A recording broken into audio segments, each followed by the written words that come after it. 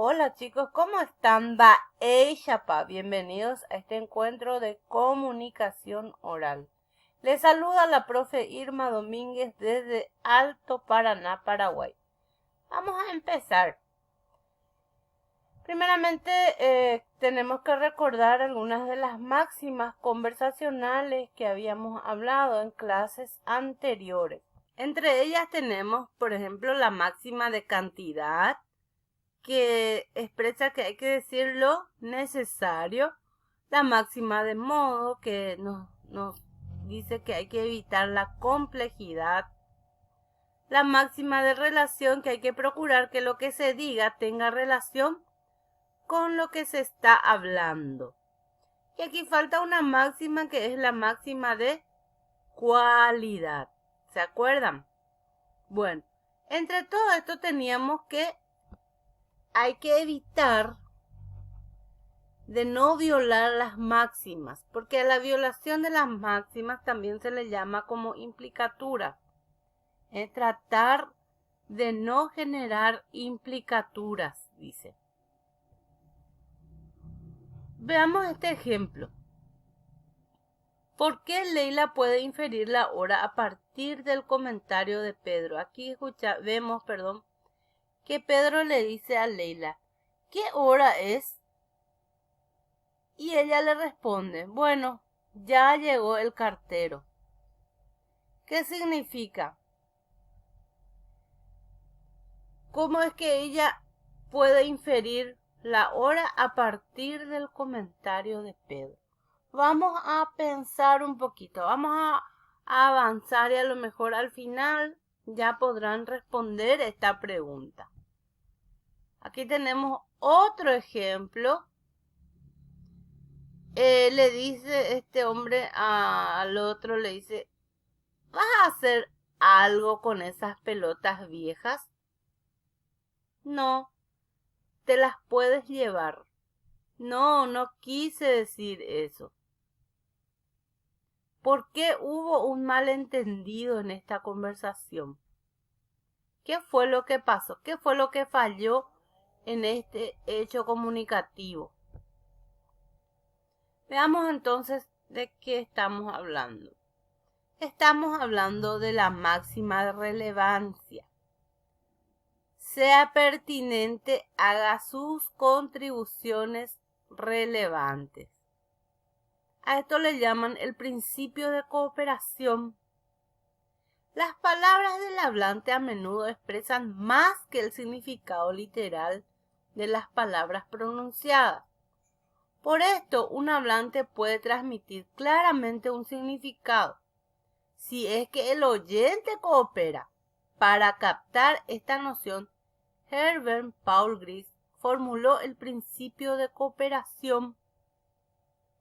Realizar su contribución a la conversación de la forma en que exige el propósito o dirección aceptados del intercambio hablado en el cual está participando, de acuerdo a la etapa en que se produce. Y aquí encontramos que Sperber y Wilson rebaten los principios de Grise y demuestran que somos cooperativos porque tenemos algo que ganar. Conocimiento del mundo en tal sentido. Aprendemos de aquello que nos resulta relevante.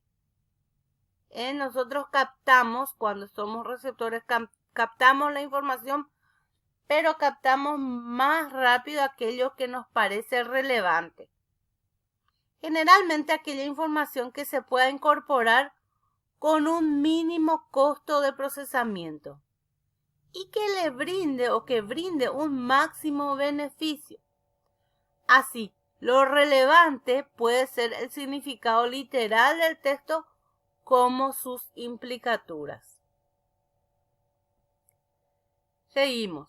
Entonces, la teoría de relevancia de Sperber y Wilson, que inicia en 1995, introduce algunos términos que hacen referencia a esta teoría, y acá ellos introducen, por ejemplo, los términos de ostensión, inferencia, suposición, conocimiento enciclopédico, manifestación, contexto y efectos contextuales. Veamos entonces de qué se trata cada uno de ellos. La ostensión, ¿qué significa? Indicación de la intención de comunicarse. A la luz de esto, Sperber y Wilson han argumentado que mientras que la cognición tiende a estar orientada a la maximización de la relevancia, los actos de comunicación ostentiva simplemente crean una expectativa de relevancia óptima. En otras palabras, para cualquier estímulo ostentivo, por ejemplo, un enunciado verbal, los destinatarios solo tienen derecho a esperar un grado de relevancia que sea suficiente para justificar su esfuerzo en procesarlo. Y aquí vemos, por ejemplo, este hombre le dice a Mafalda: qué bien, ¿y vas a la escuela? Y medio que Mafalda se enfada. Sí, claro. ¿Y usted paga todos sus impuestos? ¿Se dan cuenta cómo el oyente puede interpretar lo que escucha y de acuerdo a lo que le es más relevante, entonces va a responder? Luego tenemos inferencia, que es la adivinación informada por parte del oyente en cuanto a la intención del hablante. Cuando falta la inferencia fue uno de los casos que vimos al inicio, ¿verdad? Al igual que la mayoría de los pragmáticos, Sperber y Wilson enfatizan que entender una expresión no es simplemente una cuestión de descodificación lingüística. Implica identificar lo que el hablante pretendía decir, lo que el hablante pretendía implicar. El hablante tiene una actitud intencionada respecto a lo que se dijo e implicó. Y el contexto intencionado. Por lo tanto, la interpretación intencionada de una expresión es la combinación intencionada de contenido explícito, supuestos e implicaciones contextuales, y la actitud pretendida del hablante hacia estos supuestos. Luego tenemos la suposición. Esto viene a ser una cosa que se sabe o se puede inferir a base de lo que ya se sabe. Luego tenemos el conocimiento enciclopédico. Una lista de todas las suposiciones de una persona. Por ejemplo, las suposiciones tienen diferentes grados de certeza.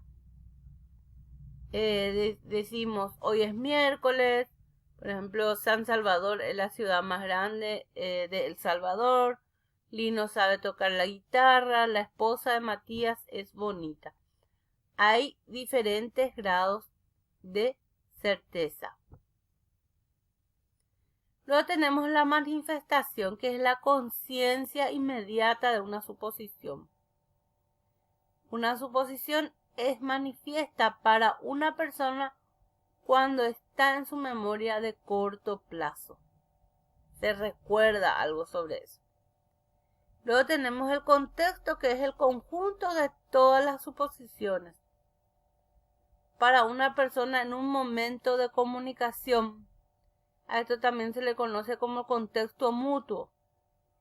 ¿Se acuerdan al inicio, nuestro primer ejemplo?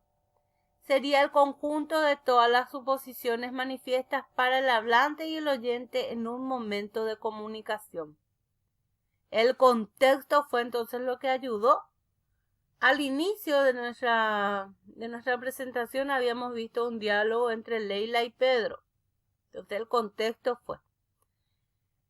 Luego tenemos los efectos contextuales, que son cambios en el contexto del oyente. Un efecto contextual puede. ¿Qué puede hacer? Añadir una suposición nueva al contexto del oyente. Y esto puede reforzar una suposición o debilitar una suposición. Aquí vemos un pequeño diálogo, está en portugués, pero el padre está leyendo la noticia y dice que los aviones, los aeropuertos serán mejorados por el gobierno. Pero Cebollita dice, mi padre aún cree en Papá Noel. ¿Se dan cuenta? Él está manifestando su grado de certeza, y también podemos ver entonces por el contexto que el gobierno posiblemente en Brasil, porque está dentro de una caricatura que se reproduce en canales del país de Brasil.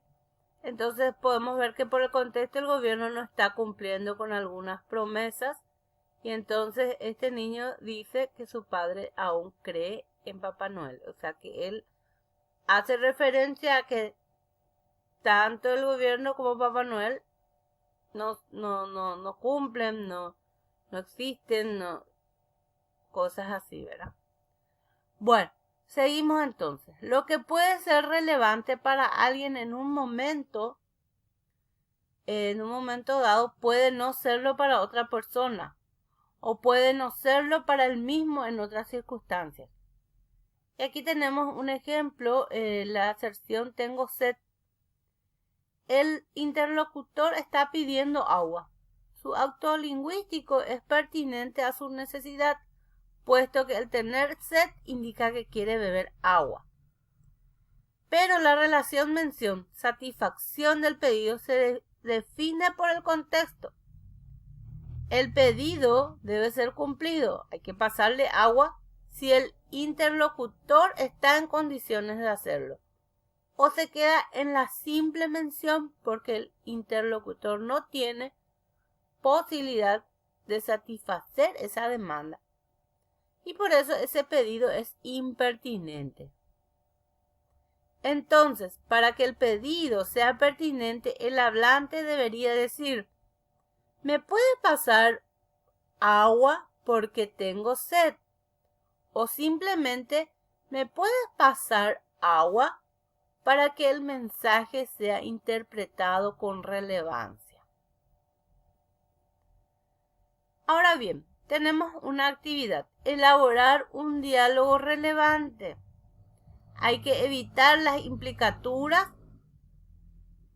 Ya leímos el ejemplo anterior, entonces aquí tenemos como una guía nada más, unas imágenes. Luego tenemos otro ejercicio que dice crear situación comunicativa en que se deduzca una implicatura. Tal como este ejemplo, aquí tenemos: mamá te dice mouse de Murucuyá, tu favorito. No vas a ir, le dice la madre. Y acá la implicatura es que Liz quiere pedir permiso para ir a algún lado. Entonces suaviza el ambiente para conseguir el permiso. Vamos a reproducir una situación comunicativa similar a esta. Bueno, espero que esto les sirva para completar sus actividades del día de hoy. Muchas gracias, hasta pronto.